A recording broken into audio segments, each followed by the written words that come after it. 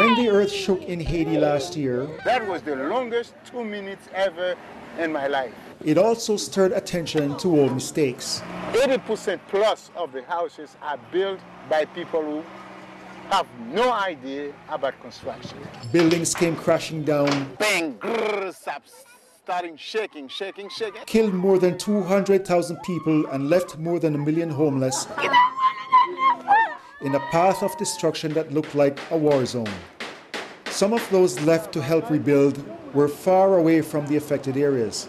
I have a very charmed existence in that I have no personal friends or family who were affected.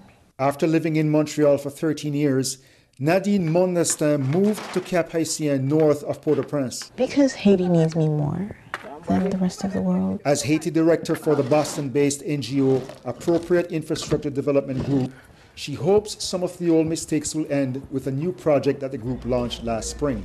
People were rebuilding within 2-3 weeks after the quake. But with threat of aftershocks, some were making the same mistakes as before, using bad materials like limestone and not mixing cement properly. And so it was pretty clear that if people are going to be rebuilding the same way that they built the first time around, that building techniques would be the first type of intervention that would be necessary in this context. That intervention came in the form of a traveling masonry workshop to teach proper building techniques. Our primary target is community-based masonry workers, i.e. not people who went to a vocational school necessarily.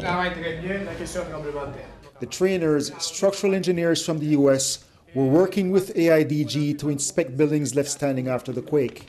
And we transitioned into the masonry workshops by April. Each trainer works with a local volunteer who co-facilitates the workshops and has benefited from the workshop as well.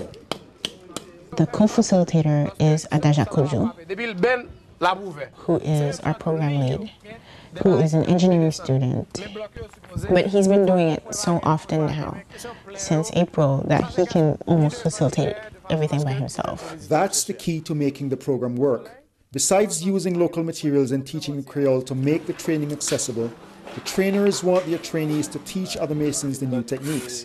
And transition into having it become part of a curriculum, like a national curriculum or a steady curriculum on how masons are trained in Haiti. For Mondestin, that's a no-brainer.